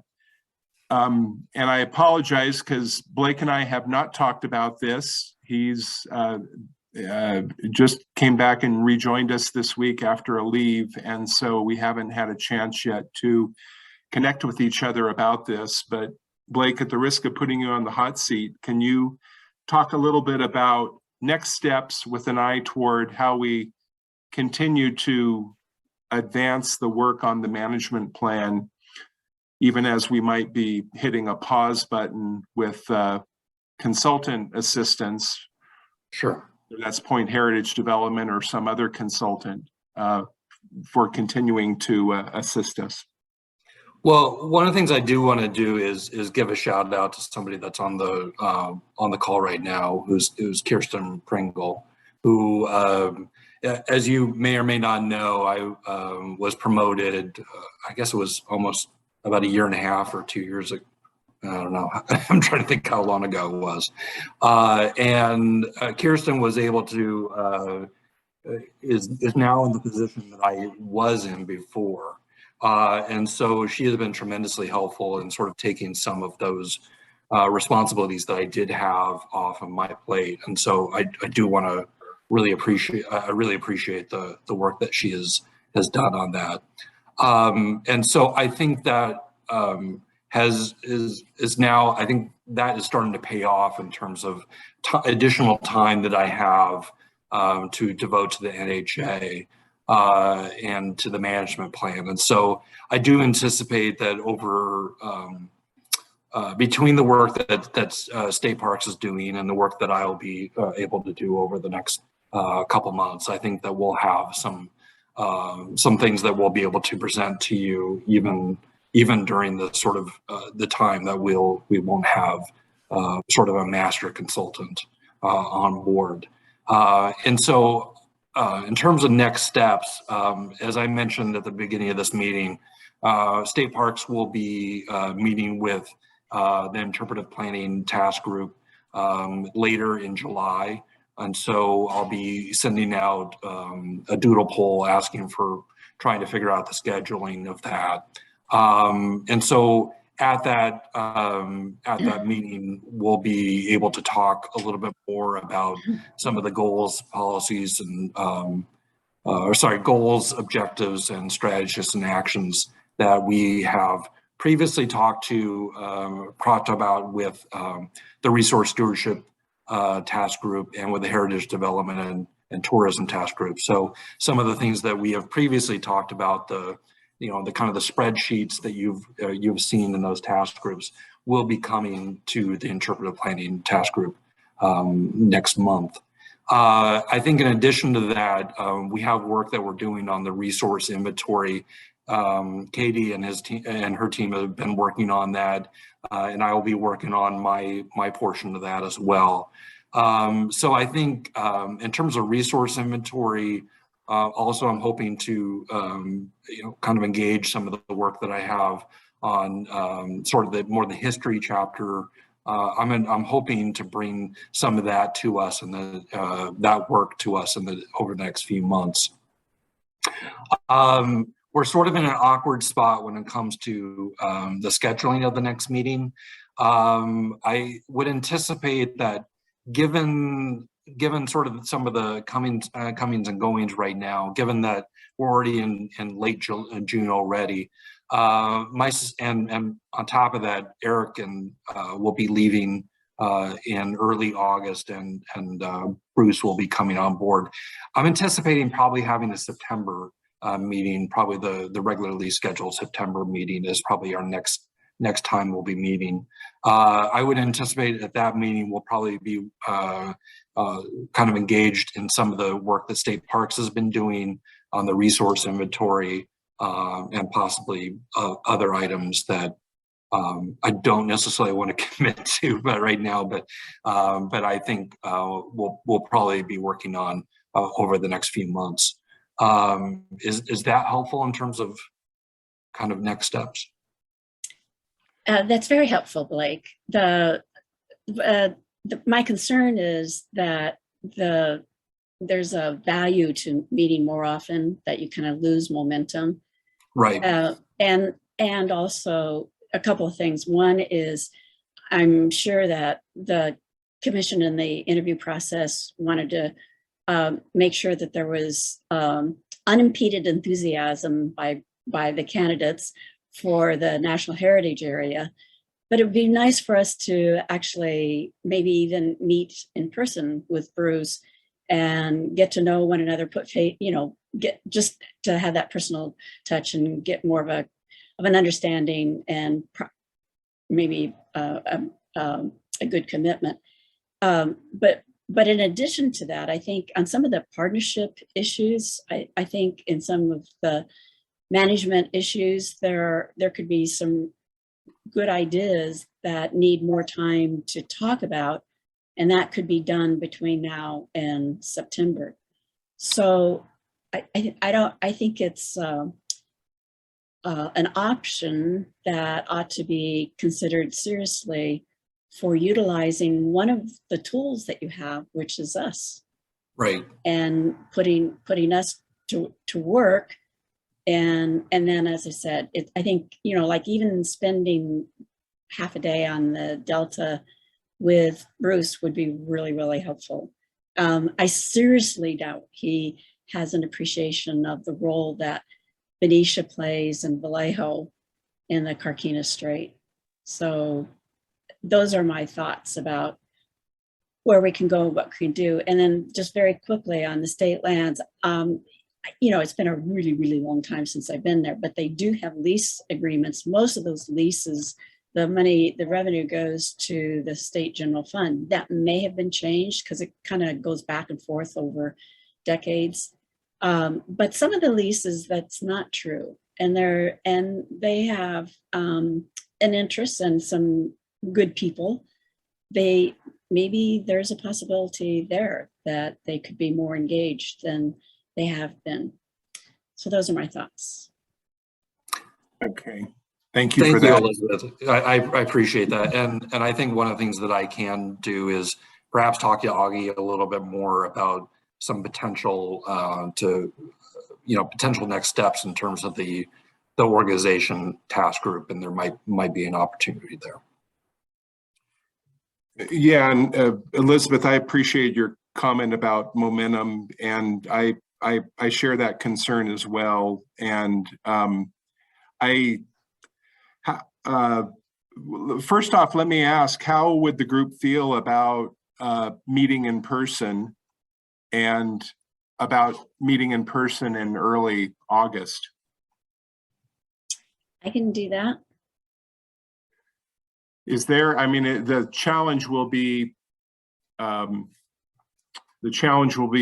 figuring out a location that's minimizing the pain for all. Carol's putting a thumb down. Does that mean not meeting in person or not meeting at all? You're muted, Carol. Sorry.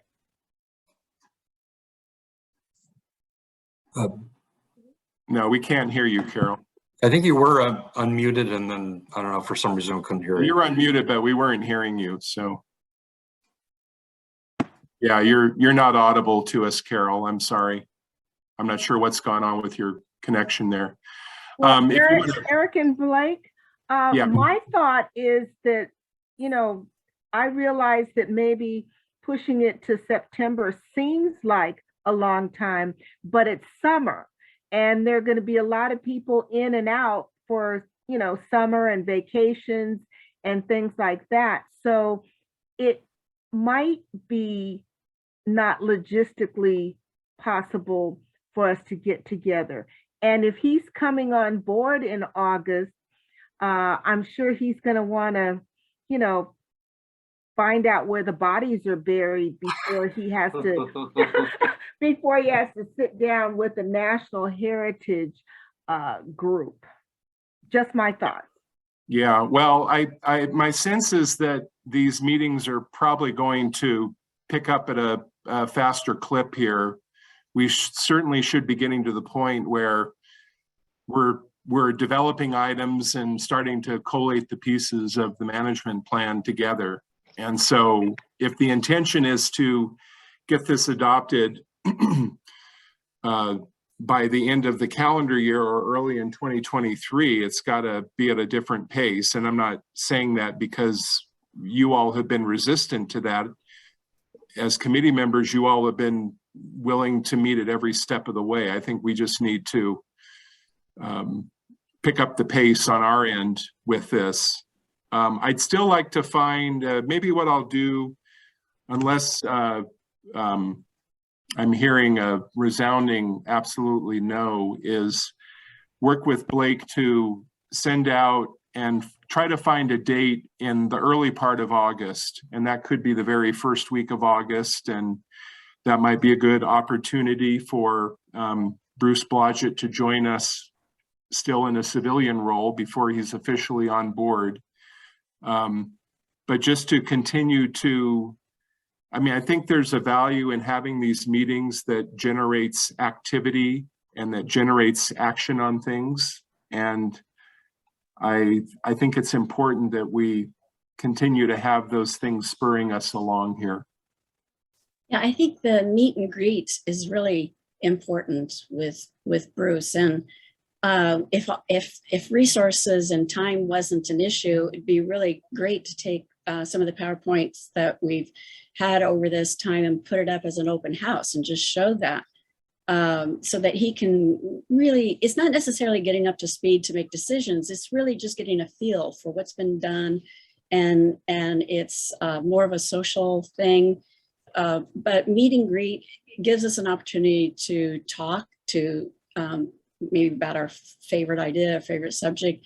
And I think it would be really valuable.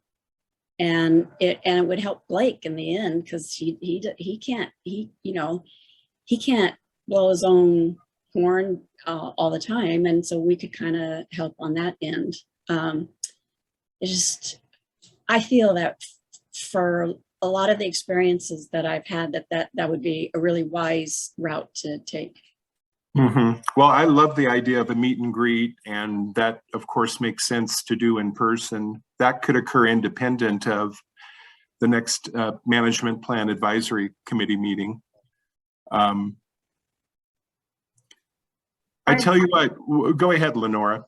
I guess my thought is that when could we expect the new contract to be signed, sealed, and delivered? Because just to be getting together without facilitators, I don't know how that's going to go. Well, agreed, Lenora. We're not going to ever convene this group without a reason for convening it. I mean, this work, some of this work is continuing to proceed independent of Point Heritage. And that would certainly be the basis for at least part of what we would be meeting over. And I'm hoping that even some of the items that were queued up here from the observations of Carolyn and Nancy and Augie could be grist for additional discussion. We'd want to queue them up appropriately for you so that we're as focused on that as we can be. But I could see that being a useful, a useful next step that would not require us to, wait until they're back on the scene, if they're indeed coming back on the scene.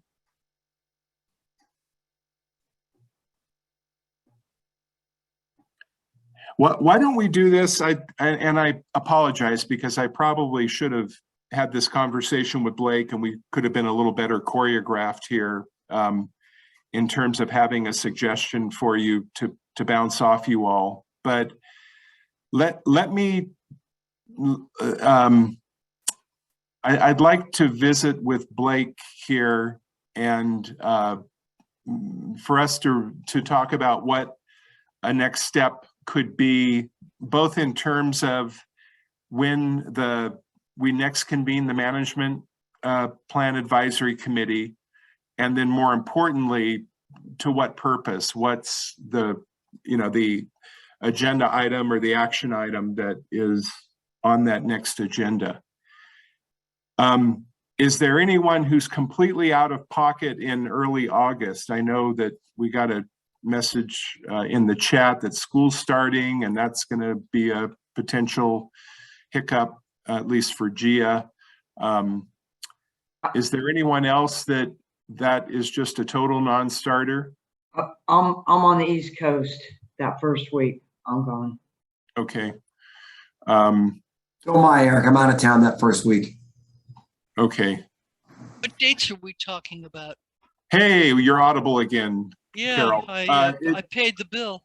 That was quick. I don't know is the answer, but the first week of August begins, I think, August 1st and ends on August 5th.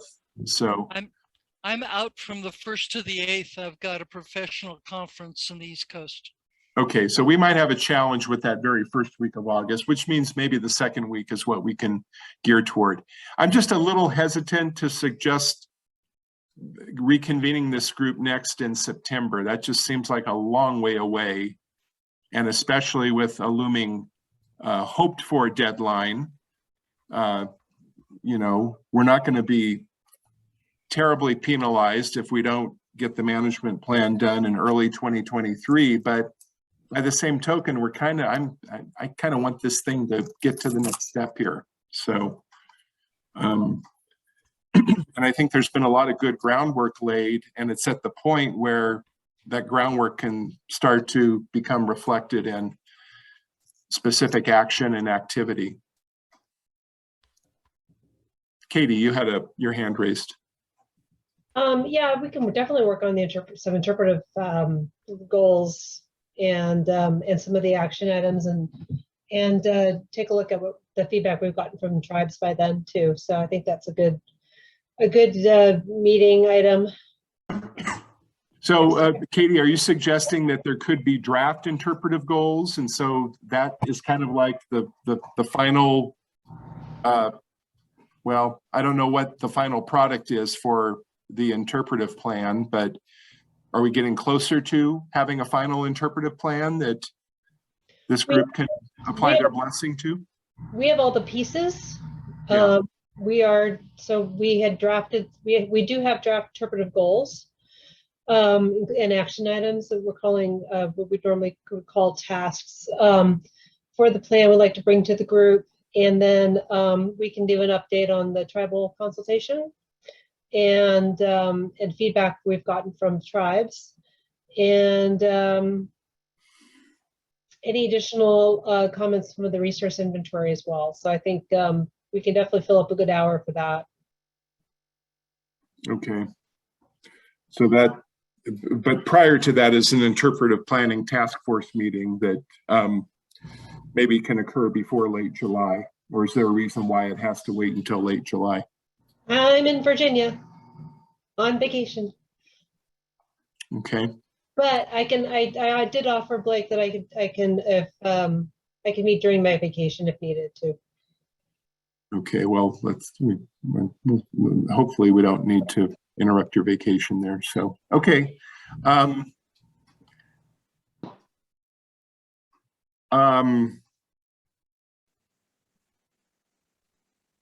Well, let me ask if there's any further input or thoughts. I know we're 11 minutes past the hour, and I'd like to get you onto your evening here shortly. But are there any other thoughts that committee members would like to offer here? And then what I'd like to do is to confer with Blake right away, and then come up with a suggestion for, at the very least, polling you about a next meeting date for the this advisory committee.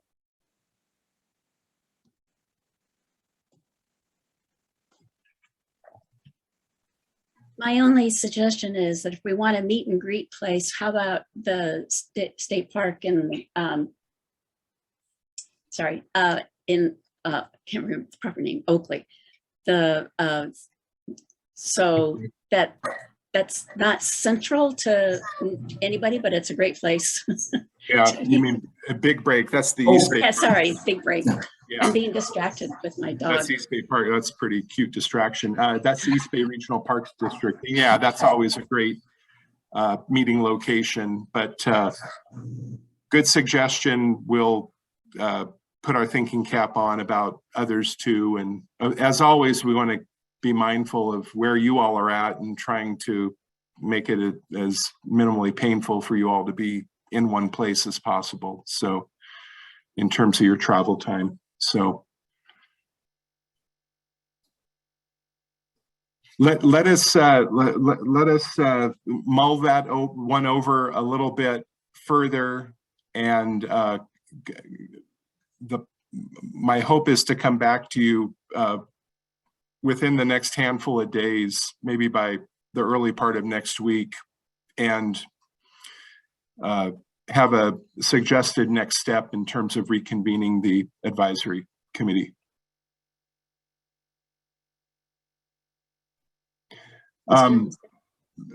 Otherwise, that date in September, I don't have a calendar in front of me, but Blake is...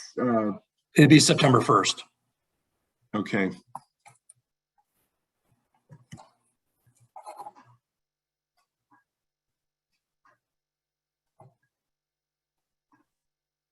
Okay, well, let's see if we can reconvene you before then, obviously with for a useful reason, not just for the purpose of reconvening.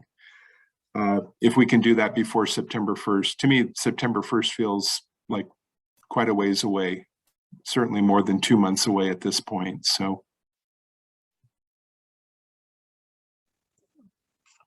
In the meantime, Blake, is there anything you'd like to say about the foundational report? And you've said that you're going to, and I haven't seen the report. I know we've had a summary here on PowerPoint slides, but your intention is to ship that out to the advisory committee? Yes, unfortunately I have an obligation at 7, but I will be able to send that out either later tonight or early tomorrow morning. Yeah, well, I think tomorrow morning's fine. And just so people can anticipate what they're receiving, how lengthy is that document? Is it going to look similar to the slides that people saw earlier? It's about 46 pages, so it's well, actually I think it's about 46 pages, just the text itself. So that's part of the reason why we didn't want to. There was still some revisions we had to do it, but on top of that, we just didn't want to drop a 50-page report on you right before the meeting. So I would say probably the focus anybody should have would probably be more on the recommendations, because those really are the main heart of the report. And the other sections are more summaries of what has been provided to date, or what has been done to date. So I think that if any of the committee members want to be really reviewing that, I can probably, in my email, I'll probably indicate which pages were probably the most relevant.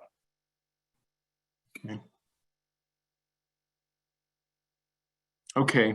Well, you all saw the slides tonight. If there's areas that you particularly were interested in knowing more about, obviously, if you have the ability to digest the entire thing, that's great. If there's parts of it that you had a particular interest in and you can focus on those, that's fine as well. But I think based on what the team presented, we'll be seeing some of those concepts queued up for further discussion here as we continue to meet in the coming months. So if at the very least start to think about your take on some of those particular questions that were posed and some of the focus that was presented in the different parts of the of that document. Okay, anything else for the good of the order here? I want to mention one thing. This is completely kind of frivolous, but I think it's just awesome. There's a traveling floating circus that's on a barge that's moving through the Delta. They're going to be in Sacramento this weekend. They're going to be in Walnut Grove on Tuesday, Bethel Island Wednesday, Delta Loop, I think next Thursday. You'll see, it'll be in our weekly email blast, but it's called like Flotsam, and they've done this in the Puget Sound, and they're doing it in the Bay Delta. They're going to end up in San Francisco, and they're traveling on a barge, they're living on the barge, and they're docking at different places and performing. They'll be in Stockton as well as at Lewis Park. I'm sorry for not mentioning that. But it's kind of a really, I'm curious as hell to see it. We're going to have our Delta Protection Advisory Committee meeting in Walnut Grove on Tuesday evening. We're excited about meeting in person. And this, I'm going to rush over to the dock afterward to see what the heck they're doing with this. But anyway, take a look at our weekly email blast for more details. But it's the floating, hell, I should have looked it up and had it queued up for you. I'm sorry for not. But anyway, it sounds kind of delightful, and they're going to be in many places of the Delta before they make their way out to Oakland and San Francisco. Okay, anything else while we're all here? Sorry for keeping you all over a bit. Hope you have a great evening, and it's really nice to see you all. Look forward to seeing you soon. Thanks, everybody.